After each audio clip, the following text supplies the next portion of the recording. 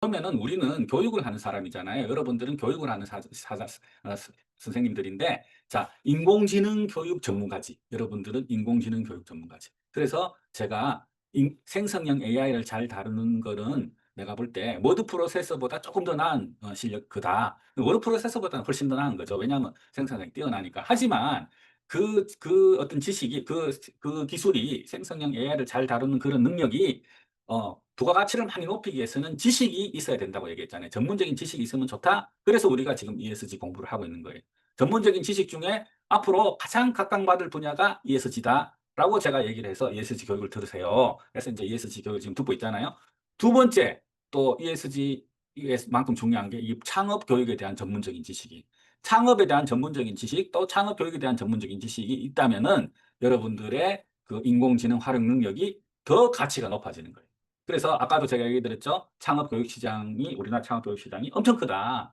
뭐 이렇게 1조 원 정도, 23년 기준으로 1조 원 정도 추정되고 있는데, 청소년들 창업 교육도 있고, 대학생들 창업 교육도 있고, 또 성인 창업자에 대한 교육도 있어요. 자, 여러분들 대학생 창업 교육 여러분들이 하시기 힘들 거예요. 나중에는 될지 모르죠. 좀 더 공부를 한다면은 학위도 가지고, 또 성인 창업자의 창업 교육 여러분들이 하기 힘들 거예요. 뭐 저랑 같이 하면 할 수 있을 거예요. 하지만 청소년들의 창업 교육 여러분들이 하실 수 있어요. ESG 창업교육 여러분들이 틀림없이 하실 수 있죠. 그래서 청소년들의 창업교육은 어떤 거냐? 자, 그러면은 우리나라 정부에서 중고등학생, 초중고등학생한테 창업교육을 하는 이유가 뭘까요? 우리나라 정부에서 초중고등학생들한테 창업교육을 시킨 이유가 뭘까요? 한정인 선생님, 이유가 뭘 것 같아요? 마이크 교육 한번 뭐라도 답을 한번 해보세요.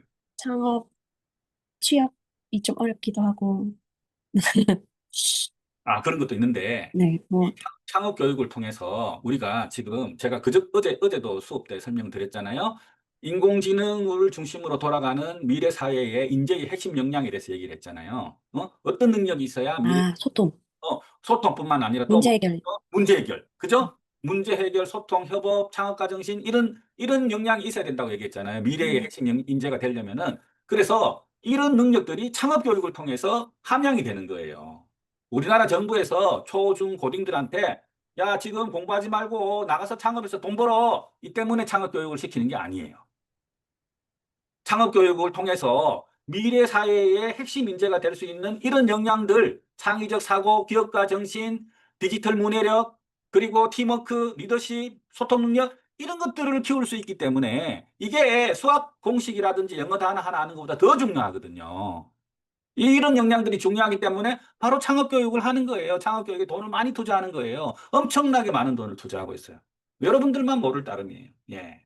그래서 여러분들이 인공지능 활용 교육 전문가라면은 이 부분은 필수 불가한 거예요. 왜냐하면은 문제 해결에 있어서 제일 좋은 방법이 바로 인공지능 활용이거든. 문제 해결을 하는 제일 좋은 방법, 문제 해결 과정을 하는 제일 좋은 방법이 바로 인공지능이기 때문에 인공지능 교육 강사면은 창업 교육에 대해서 알아야 된다라는 거죠. 그 창업 교육 분야 중에서도 제일 각광받는 분야가 뭐다? ESG다 이거지, ESG. 그게 바로 이 교육의 기본 목표고 시작 포인트고 그런 거예요. 그래서 뭐 처음에 여러분들이 이제 이 수업을 하시기 전에 나 이전에 ESG 교육 다 받았는데 그거하고 이거하고는 완전히 다른 얘기예요. 예. 그래서 창업 교육, 그럼 왜 우리나라 정부가 창업 교육을 하는가에 대해서 설명을 드렸습니다. 자, 창업 교육 프로그램에 교육부라든지 중소벤처기업부라든지 뭐 또 재단, 여러 가지 재단, 그리고 민간단체, 그리고 ESG 교육 같은 경우는 ESG 문제 해결 같은 경우에는 대기업들도 굉장히 많이 해요. 그래서 창업 교육 프로그램을 정부, 공공기관, 민간단체, 비영리단체 많이 하고 있어요. 많이 하고 있어. 예. 그래서 이제 그 어떤 대표적인 프로그램으로 청소년 비주쿨이라는 게 있어요. 비주쿨. 이수경 선생님, 어느 학교에 나가신다 그랬죠? 학교. 그죠? 네, 네. 이 비주쿨은 학교에서 신청할 수 있어요. 네, 저희 학교 하고 있어요. 하고 있어요. 그렇죠. 이걸 누군가가 신청을 하면은 예산을 주는 거예요. 이 비주쿨을 하라고. 그래서 이제 이수경 선생님께서 내년에 또 신청하면 되는 거야. 나도 그러면은 창업교육에 한 꼭지를 하겠다. 인공지능을 하는 ESG 문제 해결 창업 프로그램을 하겠다. 이렇게 한번 해보세요. 이게 청소년 비주쿨인데 전국의 학교들에 대해서 423개, 전국의 400, 주로 학교예요. 전국의 423개 세개 교육기관에다가 학교당 뭐 한 800만 원인가 1000만 원 해서 전체 예산이 60억이에요. 420세. 이거 거의 써내면 거의 받아요. 이거 써내면 거의 받아. 그래서 여러분들께서 만약에 대표님 우리 학교에 내가 이거 비주쿨 한번 신청해 보고 싶어요라고 하면은 도움을 요청하세요. 음, 이거 지금 비즈쿨 사이트로 날아가는 링크가 있다라는 얘기인데 오늘 뭐 링크까지 다 쫓아가면은 너무 시간이 걸리고요. 자, 두 번째, 대한민국 청소년 창업 경진대회라는 게 있어요. 10월 달에 있어요. 근데 이게 시작은 3월부터 시작을 해.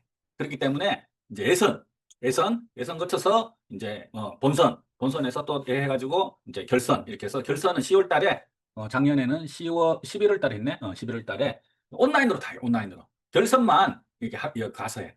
결선만 가서 하는데 요 사진은 뭐냐? 경북 경산에 있는 사동중학교에 제가 작년에 이걸 지도를 해가지고 우수상 받았습니다. 우수상. 애들이 우수상 받았어요. 학교에 플랜카드가 걸렸어요. 경북에서 딱 한 팀 결선 갔어요. 딱 한 팀. 결선 간 것도 딱 한 팀인데 얘들이 우수상을 받은 거예요. 제가 지도했어요. 예. 여러분 별로 안 놀라네. 우수상 받았대도 별로 안 놀라는데 대한민국 청소년 창업 경진대에서 우수상 받은 거를 쓰잖아요. 제가 볼때 스카이 뭐 서울에 있는 대학교에는 다 수시 입학이 될 거예요. 대한민국 글로벌 창업 경진대회에서 이거 입상했다. 우수상까지 입상이잖아요. 우승했다. 그거 기록이 다 있으니까 했다고 자기가 쓰면 있잖아요. 자기소개 잘 쓰면은 인서울 학교는 다 인서울 학교 아니면 내가 조금 더 여러분들 내신 9등급이 뭔지 아세요? 내신 9등급이 뭐예요? 조은수 선생님 내신 9등급이 뭐예요? 예? 점수가 낮은 거죠. 낮은 거 꼴찌들이 내신 9등급이에요. 제일 낮은 거야. 내신 9등급은. 9등급이 카이스트 갔어요. 대한민국 창업경진대회에서 최우수상 받았다라는 그거로 카이스트 수시 전형에 합격했어요. 9등급이. 신화가 있어, 신화. 그래서 대한민국 창업경진대회라는 게 이게 어마무시한 대회예요. 여기에 이제 이런 것도 한번 학교에 만약 초등학생은 좀 그런데 중학교 이상이 되면은 내가 이거 동아리 한번 짜가지고 한번 도전해보고 싶다. 이렇게 한번 하시면 좋을 것 같아요. 자, 그리고 이제 이 대한민국 청소년 창업 경진대회가 진행이 되는 플랫폼 이름이에요. YEEP. 이름이 이건 뭐 발음도 하기 힘든데 왜 이렇게 지었는지 모르겠어요. 그러니까 대한민국 창업 경진대회는 청소년 창업 경진대회는 이 플랫폼에서 이루어져 있어요. 근데 이 플랫폼도 로그인 하시면은 여기 자료가 좋은 게 많아요. 누구나 다 가입할 수 있어요. 그래서 절에 좋은 게 많고요. 그 다음에 이제 또 JA 코리아라는 회사가 있어요. JA. 이거 이제 글로벌 기업인데, 아니, 코리아. 그래서 이 JA 코리아도 창업 프로그램을 굉장히 많이 하는데, JA 코리아가 일종의 그 사회적 기업이거든요. 비영리 단체인데, 전 세계적인 비영리 단체죠. 이거 코리아는 이제 한국 지부라는 뜻인데, JA가 뭐에 스탠드 포인지 모르겠네. 그 기억이 안 나네요. 들었는데, 이 중국어 뭔가? 그럴 거예요. 그래서 이 이제 여기 뭐예요? 스타벅스하고도 이렇게 같이 하고 있고요. 그 다음에 삼성그룹하고도 창업 놀이터, 삼성하고는 창업 놀이터라는 그 브랜드로 이름으로 매년 하고 있어요. 매년. 그리고 스타벅스하고도 매년 하고 있고요. 스타벅스하고 하고 있는 거는 ESG와 관련된 창업 경진대회를 하고 있어요. 그래서 민간 기업, 이 JA 코리아가 대기업들하고 굉장히 많이 해요. 자, 그래서 저도 썸데이 우리 여러분들하고 같이 글로벌 청소년 ESG 창업대회를 하고 싶다. 사단법인을 만들면은 글로벌 청소년 ESG 창업대회를 하고 싶다. 이런 꿈을 갖고 있고요. 이제 이 얘기는 많이 했었죠. 자, 그러면은 오늘 이제 창업 교육 첫 번째 우리가 우리나라 정부의 스타트업 지원 제도에 대해서 어마무시하게 또 촘촘하게 여러분들이 도전만 하면은 툭 떨어질 정도로 잘 돼 있다. 한번 관심을 가지기 바란다. 그래서 제가 설명을 드렸고 두 번째 그런데 엑셀러레이터라는 직업은 뭐 하는 거다. 그리고 이제 세 번째 우리나라 청소년 창업 교육에 대해서 설명을 드렸어요. 그러게 이제 여러분들이 AI 강사라면은 이 청소년 창업이라는 부분에 대해서 청소년 창업 교육이라는 부분에 대해서 관심을 많이 가지시면 좋아요. 메인 컨텐츠라는 회사에서 메인 컨텐츠. 메인 컨텐츠는 청소년 창업 교육 전문 회사예요. 그 회사들이 뭐 이렇게 플래시 카드도 만들고 근데 그 프로그램 별로 안 좋아요. 근데 그게 벌써 한 10년 가까이 됐는데 그 프로그램이 가지고 요즘도 울고 먹고 있어요. 근데 세상이 엄청 바뀌었거든요. 그래서 이제 제가 여러분들하고 이번 시간, 다음 시간에 공부할 디자인 띵킹, 인공지능과 디자인 띵킹으로 창업 교육을 하면은 이게 제일 좋아요. 자, 그래서 창업 교육에 있어서 제가 디자인 띵킹에 대해서 설명을 드릴게요. 디자인 띵킹. 창업 교육에 있어서 가장 많이 활용되는 방법이에요. 창업 교육의 방법. 여러분들 전문적인 지식이 있어야 된다 그랬죠? 문제 해결을 하려면 전문적인 지식이 있어야 돼요. 인공지능만 알아서는 안 돼요. 그 전문적인 지식 중에 하나가 이 디자인 띵킹이. 디자인 띵킹을 보면은 문제를 어떤 식으로 해결해 간다라는 절차적인 방법론을 가르쳐 주는 거예요. 그래서 첫 번째, 디자인이란 뭐냐, 디자인. 우리 뭐 디자인이란 말, 머릿속에 어떤 개념이 들어있죠. 말로 표현하기는 어렵지만. 하지만 그거를 말로 표현을 하자면은 디자인은 현재 상태보다 더 나은 상태로 바꾸는 게 디자인이래요. 디자인. 디자인은 되게 머리 좋은 사람들이 하는 거예요. 머리 좋은 사람들이 하는 게 디자인이야. 디자인 띵킹이란 거는 띵킹. 현대 상태보다 더 나은 상태로 바꾸기 위해서 생각하고 노력하는 게 디자인 띵킹이라는 거죠. 디자인은 현재보다 더 나은 상태로 만드는 게 디자인이고, 디자인 띵킹은 현대 상태보다 더 나은 상태로 바꾸기 위해서 생각하고 노력하는 게 디자인 띵킹이다. 그래서 여기 뭐 로저 마틴이라고 되게 유명한 여기 뭐지 이 그 아이다호 CEO일 거예요. 이 디자이너처럼 문제를 풀고 혁신하는 사고 방식 방법론이 디자인 띵킹이라는 거죠. 이건 아이디어라는 이게 세계적인 디자인 띵킹 회사가 개발한 마우스예요, 마우스. 우리가 쓰고 있는 마우스죠, 지금. 이것을 1987년도에 개발을 했어요. MS하고 마이크로소프트가 공동으로 개발한. 그래서 디자인 띵킹 그러면은 이 아이디어라는 회사를 빼놓을 수가 없어요. 아이디어는 디자인 업계의 가장 유명한 회사예요. 가장 유명한 회사. 그래서 지금은 글로벌 기업이 되었어요. 글로벌 기업. 전 세계 비즈니스 리더들이 뽑은 가장 혁신적인 기업이다. MBA 학생들이 가장 입사하고 싶어하는 기업이다. 아이디어. 그래서 아이디어라는 회사에서 만든 디자인 중에 대표적인 거 이거 말고도 수천만 개, 수만 개가 있겠죠. 근데 대표적인 바로 이런 것들입니다. 여러분들 이거는 뭘까요?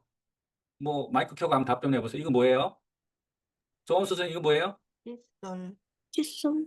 칫솔이지. 칫솔인데 꼬맹이들 칫솔이죠. 꼬맹이들이 양치질을 할 때 칫솔을 꽉 붙잡고 양치질을 하는 거야. 그걸 보고 이렇게 손잡이 모양의 칫솔을 만든 거예요. 이게 오랄비 칫솔이에요. 오랄비 칫솔.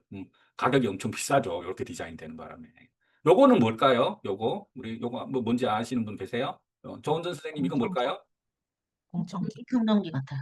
공기청정기요? 예, 맞아요. 이게 그 뭐지? 코웨이 공기청정기.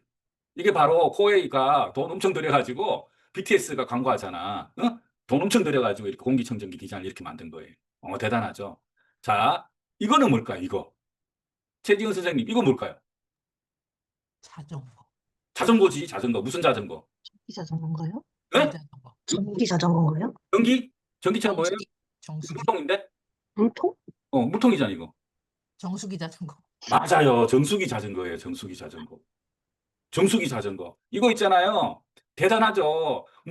아프리카에 더러운 물을 길어가지고 집으로 돌아가면서 페달을 밟으면 정수가 되는 거예요. 대단하죠. 이런 것들을 바로 아이디어라는 회사에서 디자인을 한 거예요. 자, 아이디어의 이제 그 디자인 프로젝트 중에 제일 유명한 게 바로 이 쇼핑 카트 프로젝트가 있어요.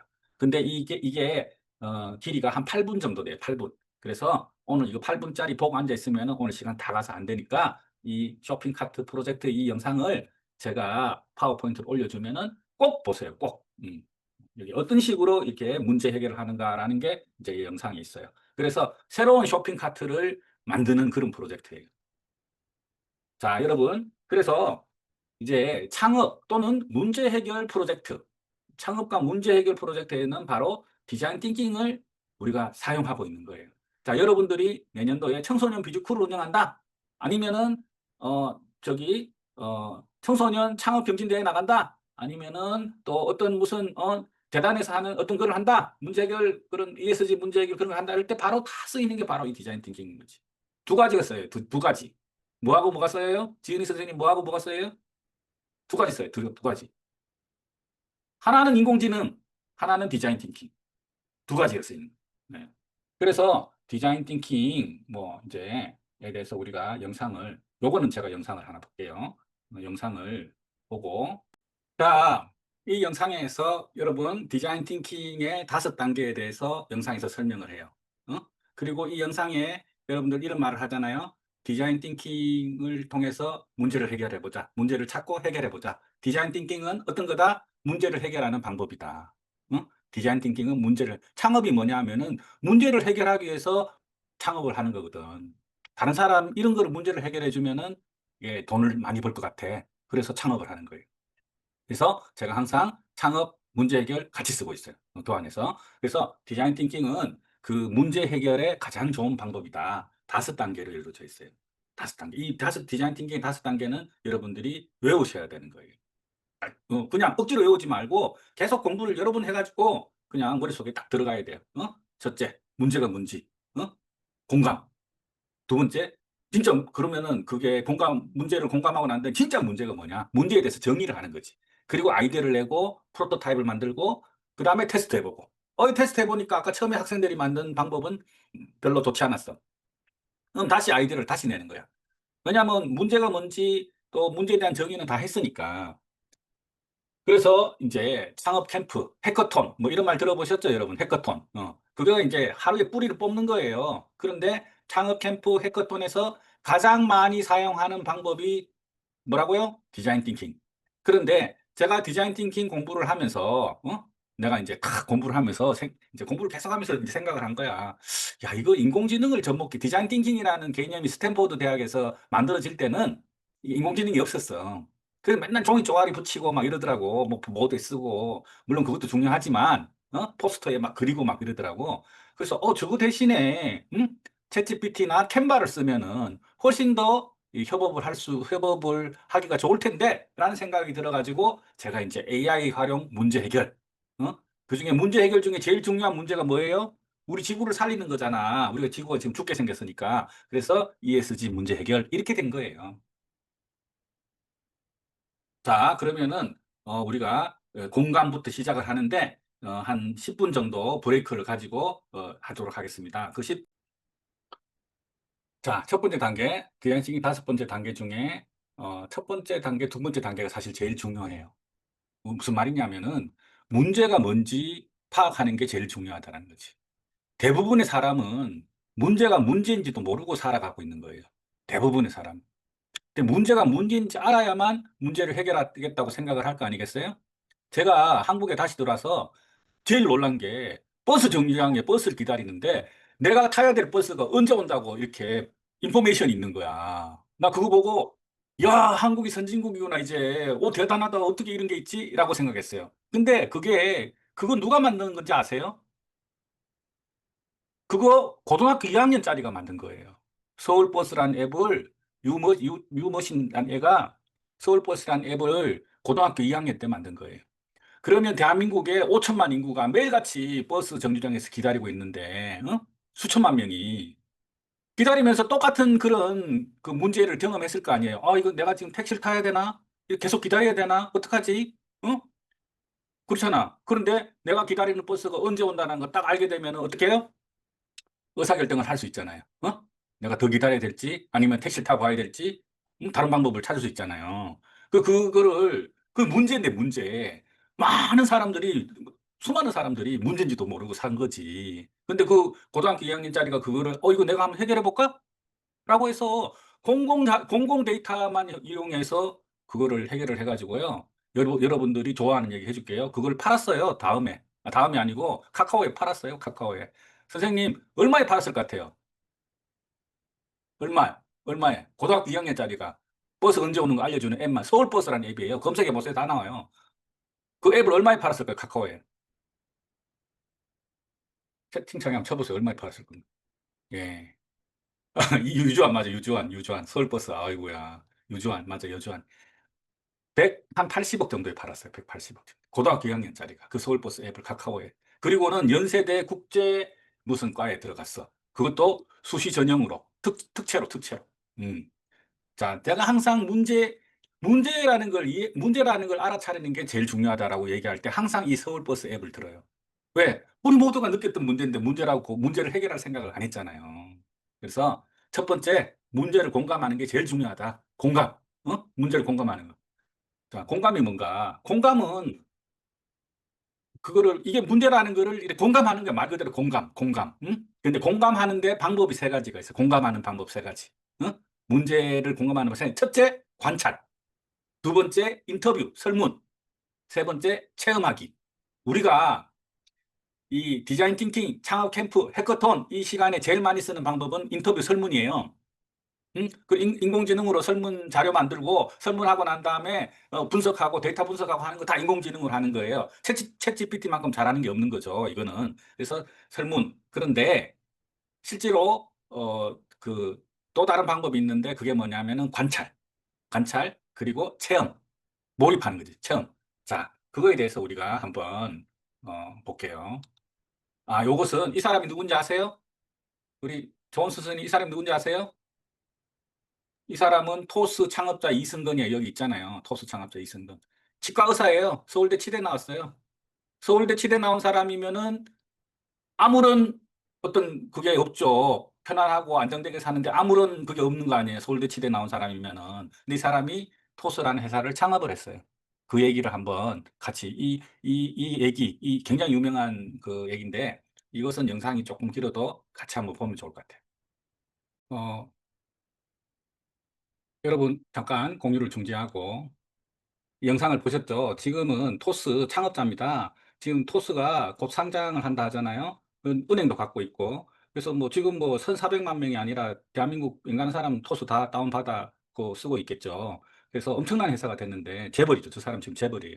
그 재벌인데 치과 의사 출신인데 이 저분이 하는 얘기 중에 이제 관찰이라는 얘기가 나오죠. 관찰이라는 얘기 나오기 전에 저분이 했던 얘기가 뭐냐 하면은 내가 만들고 싶은 걸 하다가 내가 만들고 싶은 거를 하려고 사업을 시작했는데 결국은 아, 도대체 다른 사람이 원하는 건 뭘까? 그 핵심을 깨달은 거죠. 저분이 엄청나게 많은 실패를 했다 그랬잖아요. 토스가 여덟 번째 아이템이라고 그러잖아요. 여덟 번째. 근데 그래서 다른 사람들이 원하는 게 뭔가라는 걸 관찰하기 위해서 팀원들이 뿔뿔이 흩어져서 하루 종일 관찰만 했다 그러잖아요. 얼마 동안? 얼마 동안? 3개월 동안. 어? 3개월 동안 일도 안 하고 그 이름을 뭐라 그래요? 그걸 자기들이 고스트 프로토콜이라고 불렀대잖아요. 고스트 프로토콜. 유령처럼 앉아가지고 남들 하는 얘기만 계속 꺼적꺼적 적는 거야. 그래서 나온 게 간편성공이라는 거지. 예. 그래서 저분의 얘기가 이렇게 여러분들 들어보면은 결국은 우리가 문제 해결, 창업이란 건 뭐라고요? 남의 문제를 해결, 다른 사람이 원하는 걸 해결해 주는 거죠. 사회가 필요한 걸 해결해 주는 게 바로 창업이고 문제 해결이다. 그걸 아셔야 됩니다. 예. 자, 그래서 우리가 공감해서 공감의 방법이 세 가지 있다 그랬죠. 이 공감이 뭐죠? 공감은 우리가 디자인 띵킹의 5단계 중에 첫 번째 단계. 다른 사람의 문제에 대해서 공감하는 거예요, 공감. 예. 공감의 두 번째 방법으로는 인터뷰가 있어요, 인터뷰. 인터뷰 설문. 우리가 논문을 쓴다든지 또 창업 그 사업 계획서 써낼 때 이 설문 결과 제일 많이 적습니다. 그러면은 그게 설득력을 주거든요. 예, 그거는 우리가 이제 나중에 보고. 세 번째 공감의 방법으로 몰입이라는 게 있습니다. 몰입. 이것도 굉장히 몰입, 체험. 이것도 굉장히 유명한 얘기거든요. 패트리시아 무어, 유니버셜 디자인을 만든 패트리시아 무어의 몰입과 관련된 영상도 한번 같이 볼게요. 예. 패트리시아 무어의 유니버셜 디자인, 우리 그 저상버스 있잖아요. 계단 없는 저상버스라든지 손잡이 있는 냉장고라든지 소리 나는 주전자 같은 거를 디자인한 사람이 바로 패트리시아 무어인데 그 위대한 디자이너가 그 디자인의 필요성을 공감하게 된 방법이 뭐라고요? 노인 복장을 해가지고 노인처럼 해서 직접 본인이 3년간 체험을 해서 나왔다는 거죠. 굉장히 유명한 사례고요. 디자인 띵킹 사례고. 그래서 우리가 지금 이제 어, 공감이라는 주제로 우리가 이제 어, 세 가지 방법이 있다. 다른 사람이 가진 문제를 공감하는 방법의 세 가지가 있다. 첫째, 관찰. 그 토스 이승건 대표가 고스트 프로토콜 기억하시면 되고요. 그 다음에 이제 인터뷰가 있습니다. 인터뷰. 제일 많이 쓰는 방법이죠. 인터뷰, 설문. 우리가 디자인 띵킹, 우리가 창업 캠프 하면은 인터뷰로 해요. 인터뷰로. 네. 세 번째, 이제 몰입. 이 세 가지가 있는데, 그리고 이제 두 번째, 어떻게 보면은 이게 이제 공감을 하고 난 다음에 이게 문제가 제대로 정리되지 않으면은 배가 산으로 가는 거예요. 그래서 공감을 한 다음에 그러면 진짜 뭐가 도대체 문제라 하는 거를 파악하는 게 정말 중요한 거죠. 그래서 이거에 대해서 우리가 또 한번 같이 나눠볼게요. 자, 문제를 정의하는 거. 자, 문제를 정의를 하는 방법이 있어요. 그래서 공감을 통해서 받은 그 내용을 가지고 그러면은 여기서 뭐가 문제냐라는 걸 도출하기 위해서 우리가 많이 쓰는 게 끊임없이 why, 끊임없이 why를 던지는 거예요. 왜? 도대체 왜? 자, 그래서 네, 문제. 여기 이제 또 이 영상이 있어요. 이것도 재밌는 영상이니까 한번 이 문제를 정의하는 끊임없이 why를 던지는 방법에 대해서 이 영상 아주 좋은 영상이 있어요. 이걸 같이 한번 볼게요. 그 토마스 제퍼슨 박물관에 그 부식을 결국은 어떻게 해결했어요? 그 박물관의 대리석을 다시 가려면 뭐 말도 안 되는 얘기죠. 엄청 돈이 많이 들지만 어마무시한 거죠. 근데 직원들한테 야근 수당을 줘가지고 퇴근 좀 늦게 하라 했더니 문제가 해결됐다 그러잖아요. 그래서 이제 이런 것이 바로 문제가 뭐가 문제인지 제대로 정의하기 위해서 끊임없이 왜라는 질문을 던져라라는 거죠. 끊임없이 왜라는 질문을 던져라. 이거는 여러분들 이거는 이 문제가 뭐가 문제라고 파악을 하는 게 우리가 일을 하거나 이럴 때 되게 중요한 겁니다. 사람들이 대부분 이 문제가 뭔지 모르고 살아가기 때문에 문제가 되는 거예요. 문제가 뭔지 모르고 살기 때문에 문제가 되는 거예요. 그래서 이제 이 두 가지 공감에 대해서 이제 했어. 그리고 나서 이제 우리가 문제 정의문이라는 게 있어요. 문제 정의문. 요거는 외우셔야 돼요. 문제 정의문. 영어로 얘기하면은 디자인 챌린지. 어? 이게 뭐냐면은 이제 문제에 대해서 정의하는 거야. 이게 이제 주제야, 주제. 이게 주제야. 이 창업 캠프 같은 거 할 때 주제, 뭘 해결하자는 주제. 어떻게 하면 고객의 문제를 해결할 수 있을까? 이게 이제 문제 정의문이라는 거죠. 어떻게 하면은 반려견을 키우는 사람들이 반려견과 함께 산책할 수 있을까? 반려견용 마스크를 만들어서 산책할 수 있게 만들까? 이런 식으로, 이제 이게 문제 정의문이지. 그러니까 디자인 챌린지라고도 그러고 문제 정의문이라고도 그러는 거예요. 여기가 시작이 시작. 공감을 하고 난 다음에 시작이죠.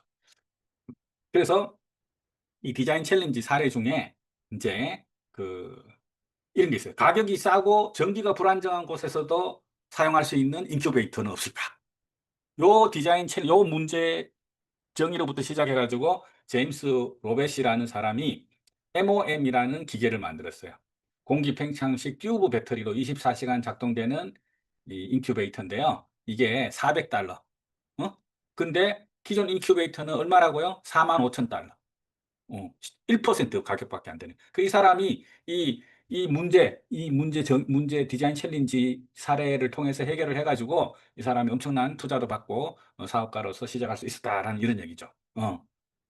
두 번째, 또 다른 디자인 챌린지 사례는 어떻게 하면 아프리카 사람들이 화장실을 만들어서 이용하게 할 수 있을까? 이게 이제 디자인 챌린지. 근데 이때까지 이 질문에 대해서, 이런 문제에 대해서 많은 사람들이, 많은 국제기구에 그 도움을 주는 사람들이 화장실을 그냥 지어준 거야.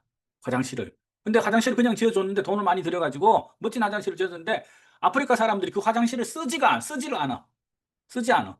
왜 쓰지 않는가를 봤더니 화장실을 써야 되는 거를 모르는 거야. 왜 화장실을 써야 되는지 그 이유를 모르는 거지. 그냥 아무 데나 싸는 게 편하다 보니까 그 화장실을 지어줘도 화장실을 쓰지 않는 거지. 그래서 이제 어떤 인도의 어떤 그 분이 그 마을 사람들한테 교육을 시키는 거예요. 이렇게 이 교육시키는 장면이에요. 야, 너가 똥을 여기도 싸고 여기도 싸고 여기도 싸면 온데 똥밭이라서 이렇게 이제 문제가 돼. 라고 해서 이렇게 이제 교육을. 어? 아무 데나 배설을 하면 문제가 된다는 교육을 해가지고 결국은 이걸 이제 해결을 했다라는 거죠. 해결을. 그래서 이제 이런 디자인 챌린지 사례, 문제가 뭔지 아는 게 되게 중요하다. 그리고 문제를 제대로 정의 내리는 게 중요하다. 문제를 제대로 정의 내리는 것을 디자인 챌린지라 그런다. 자, 그리고 우리가 문제를 해결하려고 그러면은 이 사업에 있어서 문제를 해결하려고 그러면은 고객이 어떤 사람인가라는 것을 알 필요가 있는 거예요. 우리가 사업을 하는 고객이 누군가, 우리가 타겟하는 고객이 누군가. 여러분들 인스타그램이나 SNS 수업 들어가면은 제일 먼저 하는 게 바로 여러분들의 고객에 대해서, 여러분들의 타겟에 대해서 생각을 한번 해보세요. 어떤 사람인지 한번 이렇게 머릿속으로 생각해 보세요. 이런 식으로 가르쳐 주거든요. 그래서 그걸 뭐라 그러냐 하면은 고객 페르소나라고 그래요. 전문 용어가 고객 페르소나. 페르소나는 원래 마스크란 뜻이었어요. 마스크. 그 로마 시대에 연극을 할 때 한 사람의 배우가 여러 역할을 해야 되기 때문에 이 마스크를 사용을 했거든요. 그래서 거기서 나온 말이 페르소나예요. 페르소나. 그래서 고객 페르소나라는 것은 우리의 타겟이 누군가라는 거. 그래서 이제 여기 보면은 고객 페르소나를 막 이렇게 이제 이런 식으로 고객 페르소나에 대해서 이런 식으로 키워드, 그다음에 대충 머릿속으로 그리는 거죠. 그래서 이 스타트업들은 자신의 타겟에 대해서 어떤 사람이고 그 사람들이 원하는 뭐고 어떤 식으로 구매 결정을 내 이런 것들을 머릿속으로 그려야 되는 거예요. 그 어떤 페르소나를 하나 만들어야 되는 거죠. 페르소나. 그래서 그 페르소나에 맞게끔 전략을 짜야 된다. 그래서 이제 이게 여러분 고객 페르소나라는 게 어디에 있는지 잘 기억을 하세요. 문제를 정의하는 데 있어요. 문제 정의. 문제를 제대로 정의하기 위해서는 우리의 타겟이 누구라는 걸 알아야 된다라는 거죠. 자, 그 다음에 또 용어가 하나 있어요. 자, 고객 페르소나를 이런 식으로 데이터 수집을 하고 분석을 해서 만든다. 이렇게 고객 페르소나 이렇게. 그리고 또 이런 단어도 있어요. 고객 여정 지도. 아유, 오늘 새로운 단어가 너무 많이 나옵니다. 그죠? 고객 여정 지도. 고객 여정 지도는 뭐냐?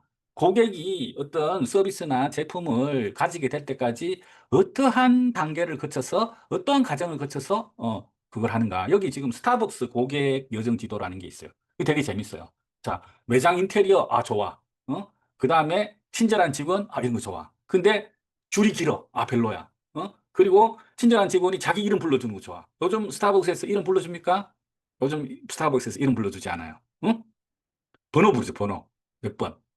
예전에는 이름 확, 바리스타들이 이름 받아 적어가지고, 막 사람 이름 불러줬어요. 완전 친하게. 근데 지금 그렇게 자리를 찾기 쉽지 않다 이런 건 나쁜 거죠. 예. 그래서 이런 거를 고객이 제품이나 서비스를 이용하는 과정을 시각한 그래프를 고객 여정 지도로 메워두세요.